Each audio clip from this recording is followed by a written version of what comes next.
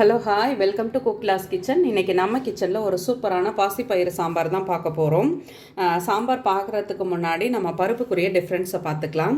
ஆக்சுவலாக இது வந்து நம்ம ஊர்லெலாம் விளையக்கூடிய இந்த நாட்டு பயிருன்னு சொல்லுவோம் இல்லையா, இது வந்து இங்கே ஜாம்நகர்லலாம் எங்களுக்கு கிடைக்கக்கூடிய இந்த பயிர். ஆக்சுவலாக எனக்கு இதை விட டேஸ்ட் வந்து இதில் தான் அதிகமாக இருக்கும்.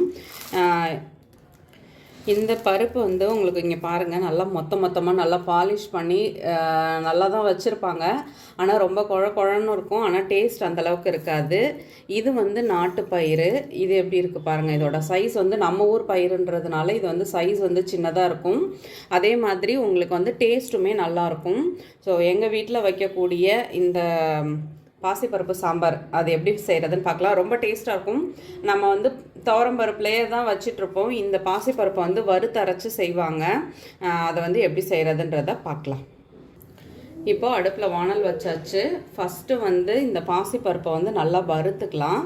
வறுத்ததுக்கு அப்புறம் இதை என்ன பண்ணுவாங்கன்னா, ஒரு துணியில் போட்டுட்டு இந்த பாசிப்பருப்பை அந்த இயந்திரம் இருந்ததுன்னா அதில் வச்சு அரைச்சிப்பாங்க. அது இல்லாதவங்க, இப்போ நம்ம வந்துட்டு வெளியூரில் இருக்கிறோம், நம்ம ஊரில் இருந்தால் அதெல்லாம் இருக்கும், நம்மள்ட்ட அதெல்லாம் இருக்காது இல்லையா. ஸோ இப்போ என்கிட்ட அம்மிக்கல்லே கிடையாது, அது வேறு விஷயம். துணியில் வந்துட்டு இந்த வறுத்த பாசிப்பருப்பு போட்டு அதை வந்துட்டு அம்மியோட கல் வச்சு அதை வந்து அரைச்சிட்டு அதுக்கப்புறமேட்டு அதை வந்து புடச்சி எடுத்துகிட்டு வந்து வேக வச்சு சாம்பார் வைப்பாங்க. அந்த சாம்பார் ஒரு மாதிரி வித்தியாசமாக சூப்பராக இருக்கும். இப்போ வந்துட்டு நான் ஆக்சுவலாக இப்போ என்கிட்ட வந்து இயந்திரமும் கிடையாது, அம்மிக்கல்லும் கிடையாது. நான் வறுத்துட்டு மிக்சியில் தான் அரைச்சிட்டு அப்படியே வேக வச்சு எடுத்துக்க போகிறேன்.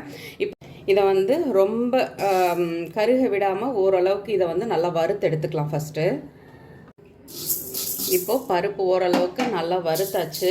இதை வந்து ஆற வச்சுட்டு ஒன்றும் பாதியமாக உடச்சிக்கலாம். இப்போது என்கிட்ட வந்து இது இல்லாததுனால நான் வந்து பூரிக்கட்டையில் தான் உடைக்க போகிறேன். இங்கே பாருங்கள் எவ்வளோ அழகாக அதை வந்து உடையுதுன்னு சொல்லிட்டு. அம்மிக்கல் இல்லை, அதனால் இதை மாதிரி எங்கள் அக்கா தான் எனக்கு டெக்னிக் சொல்லி கொடுத்தாங்க. அந்த டெக்னிக்கில் தான் நான் இப்போ வந்துட்டு இதை ஒன்றும் பாதியமாக இப்படி உடச்சி எடுத்துக்கிறது.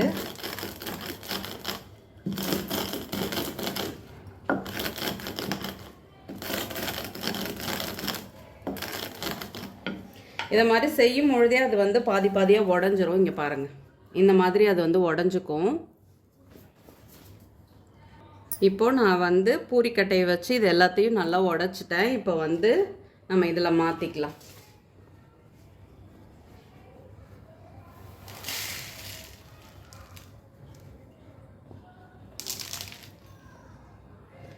ஃபஸ்ட்டு மிக்சியில் தான் போட்டு நான் வந்து இதை உடச்சிக்கலான்னு நினச்சேன். அப்புறம் சொன்னாங்க மிக்சியில் போட்டால் ரொம்ப இதுவாக போயிடும், உனக்கு தோல் வந்து சரியாக வராதுன்னு சொன்னாங்க. அதனால் நான் வந்து தோலை தனியாக எடுக்கிறதுக்காக இப்போது இதை மாதிரி உடச்சிக்கிட்டேன்.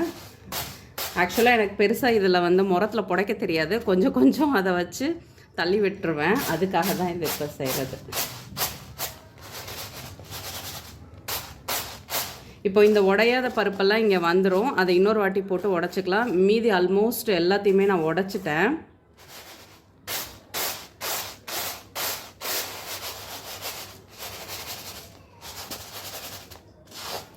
இப்போ இந்த உடையாத பருப்பை கொஞ்சம் இருக்குது, அதை மட்டும் இன்னும் கொஞ்சம் உடச்சி எடுத்துகிட்டு வரேன். இப்போது எல்லா பருப்பையும் நான் வந்துட்டு உடச்சி ரெடி பண்ணி எடுத்துட்டேன். இப்போ அடுத்து எப்படி செய்கிறதுன்னு பார்க்கலாம். இப்போது பருப்பு ரெடி ஆகிடுச்சு. ஆக்சுவலாக நான் வந்து மிக்சியில் அரைக்க போகிறதா தான் இருந்தேன். அப்புறம் தான் எங்கள் அக்கா சொன்னாங்க, மிக்சியில் அரைச்சின்னா இந்த மாதிரி ஒன்று பாதியாக வராது, ரொம்ப பவுடர் மாதிரி போயிடும், ஸோ தோல் வந்து எடுக்க முடியாது அப்படின்னு சொன்னாங்க. அதனால் வந்துட்டு நான் வந்து சப்பாத்தி கட்டையை வச்சு அதை வந்து ரெடி பண்ணி இப்போ பருப்பு ரெடி ஆயாச்சு. இப்போ வந்து நம்ம இதை வந்து வேக வச்சுக்கலாம். நான் வந்து வாஷ் பண்ணிவிட்டு தண்ணி ஊற்றி வேக வச்சுக்கலாம். இப்போது நான் வந்து பருப்பை வாஷ் பண்ணிட்டேன். இதை வந்து குக்கரில் வச்சோம்னா ரொம்ப குழன்னு ஆகிடும். அதனால தான் நான் டேரெக்டாக வேக வச்சுட்டேன். டேரெக்டாக வேக வைக்கிறதுல என்னதுன்னா கொஞ்சம் டைம் எடுக்கும். ஆனால் வந்து டேரெக்டாக வேக வச்சு செய்யும் பொழுது அந்த சாம்பார் வந்து டேஸ்ட்டு டிஃப்ரெண்ட்டாக சூப்பராக இருக்கும். அதனால் நான் வந்து சரி வீடியோ தானே எடுக்கிறோம், டைம் ஆனாலும் பரவாயில்லன்னு சொல்லிவிட்டு டேரெக்டாகவே வேக வச்சுட்டேன். பெரும்பாலும் இந்த மாதிரி குழம்பு வந்து எல்லோரும் வைக்க மாட்டாங்க. அதாவது நார்மல் நம்ம வந்து ரெகுலராக வீட்டில் யூஸ் பண்ணுவோம் இல்லையா, அதை வந்து வறுத்துட்டு வைப்பாங்க. ஆனால் அந்த பருப்பில் வைக்கிறத விட இந்த பருப்பில் வைக்கும் பொழுது தான் டேஸ்ட் அதிகமாக இருக்கும். பருப்பு துவையல் அரைக்கும் பொழுது இதே ப்ராசஸ் தான். இந்த மாதிரி பயிரை வந்து நல்லா வறுத்துட்டு அதை உடச்சி புடைச்சதுக்கப்புறம் நம்ம வந்துட்டு தேங்காய், இந்த பருப்பு, ஒரு பல் பூண்டு, காஞ்ச மிளகாய், தேங்காய்னா நிறைய சேர்க்கக்கூடாது, சின்னதாக ஒரு டேஸ்ட்டுக்காக சின்ன பீஸ், இந்த பருப்பு தான் அதிகமாக இருக்கணும். அதை வந்துட்டு நம்ம வந்து அம்மியில் வச்சு அரைக்கும் பொழுது ரொம்பவே டேஸ்ட்டு சூப்பராக இருக்கும். அந்த பயிர் துவையல் தான் அதிகமாக அரைப்பாங்க மேக்ஸிமம் எங்கள் வீட்டில். இது வேர்க்கடலை அதிகமாக விளைவிக்கிறவங்க வந்து வேர்க்கடலை துவையல் அதிகமாக செய்வாங்க. ஆனால் இந்த டேஸ்ட் ரசம் இந்த துவையல் இருந்தாலே போதும், அவ்வளோ சூப்பராக இருக்கும் சாப்பிட்றதுக்கு. நான் இன்னொரு நாள் அதையும் செய்து காட்டுறேன். பருப்பு இப்போது நல்லா வேக ஆரம்பிச்சிடுச்சு. இதை வந்து நல்லா குழைய வேக வச்சு எடுத்துக்கலாம்.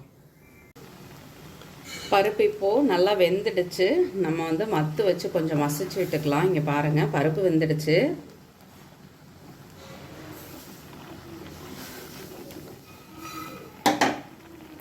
நீங்கள் வந்து மத்து வச்சு மசிச்சுக்கோங்க.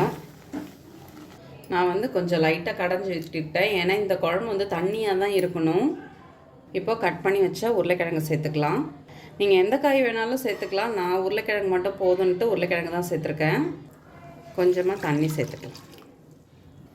இப்போது இதில் வந்து கொஞ்சம் வெங்காயம், ஒரே ஒரு பச்சை மிளகாய், அடுத்து வந்து தக்காளி.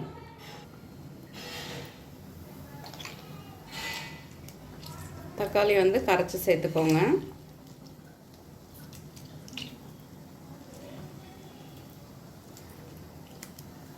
இப்போது குழம்புக்கு தேவையான அளவு உப்பு சேர்த்துக்கலாம்.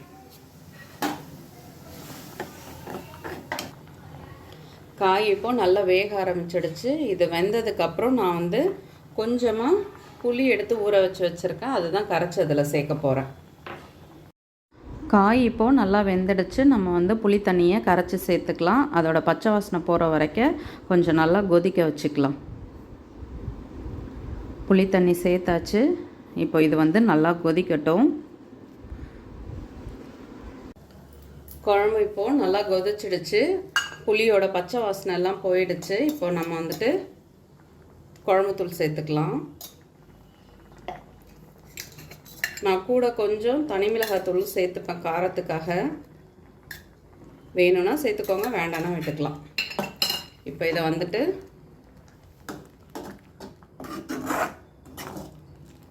மிளகாத்தூளோட பச்சை வாசனை போகிற வரைக்கும் நல்லா கொதிக்க வச்சு தாளிப்பு போட்டு தேங்காய் அரைச்சி ஊற்ற வேண்டியதுதான். குழம்பு இப்போது இதை கொதிச்சுட்டு இருக்கட்டும், நம்ம தாளிப்பு போட்டுடலாம். இப்போ தாளிப்பு கரண்டி வச்சுட்டேன். கரண்டி இப்போ சூடாயிடுச்சு. ஒரு ஸ்பூன் அளவு எண்ணெய் சேர்த்துக்கலாம். கடுகு உளுத்தம்பருப்பு போட்டு தாளிச்சுக்கலாம். கடுகு இப்போ நல்லா பொரிய ஆரம்பிச்சிருச்சு. கொஞ்சம் பெருங்காயத்தூள், ஒரே ஒரு காஞ்ச மிளகாய் சேர்த்துக்கலாம். அடுத்து கருவேப்பிலை. இப்போது சாம்பாரில் இதை சேர்த்துக்கலாம். தேங்காய் வேணான்னு நினைக்கிறவங்க இப்படியேவும் சேர்த்துக்கலாம். தேங்காய் சேர்த்துக்கும் பொழுது கொஞ்சம் டேஸ்ட் நல்லாயிருக்கும், அதுக்காக தான் தேங்காய் சேர்த்துக்கிறது. நான் இப்போ கொஞ்சமாக தேங்காய் எடுத்துருக்கேன். இதை வந்துட்டு நல்லா நைஸாக அரைச்சி எடுத்துகிட்டு வரேன். சாம்பார் இப்போ சூப்பராக ரெடி ஆகிடுச்சு. இந்த வறுத்து செய்கிற பாசிப்பருப்பு சாம்பார் வந்து பொதுவாக கிராமத்தில் நிறைய பேர் வீட்டில் செய்வாங்க. இன்னமும் செய்கிறவங்க நிறைய பேர் இருக்காங்க. ஏன்னா இந்த பச்சை பயிறுன்றது வந்து எல்லார் வீட்லேயும் காமனாக இருக்கும். துவரம்பருப்பு இருக்குது இல்லை அதை பற்றி யோசிக்கவே மாட்டாங்க. அப்படியே வந்துட்டு இந்த பருப்பு எடுத்தாங்க, வறுத்தாங்க, அரைச்சிட்டு அப்படியே பருப்பை வேக வச்சு செஞ்சுருவாங்க. இதில் இன்றைக்கி நான் காய் போட்டு செய்கிறேன். இதில் முருங்கைக்கீரை போட்டு வைக்கும் பொழுது இன்னுமே டேஸ்ட்டு சூப்பராக இருக்கும். ஏன்னா கிராமத்தில் எல்லார் வீட்லேயுமே முருங்கைக்கீரை வந்து காமனாக அந்த மரம் வந்து இருக்கும் இல்லையா, அதனால் அது வந்து ரொம்பவே சூப்பராக இருக்கும். ஒரு டைம் இது வந்து ஆக்சுவலாக இப்போவே இது கொஞ்சம் திக்காக தான் இருக்குது, ஆனால் தண்ணியாக இருக்கணும். தண்ணியாக சுடு சுட சாதத்தில் போட்டு சாப்பிடும் பொழுது சூப்பராக இருக்கும். இப்போ ரெடி ஆகிடுச்சு, ஆஃப் பண்ணிடலாம். சுட சுட சூப்பராக நம்மளோட கிராமத்து ஸ்டைல் பச்சை பயிறு சாம்பார் ரெடி ஆகிடுச்சு.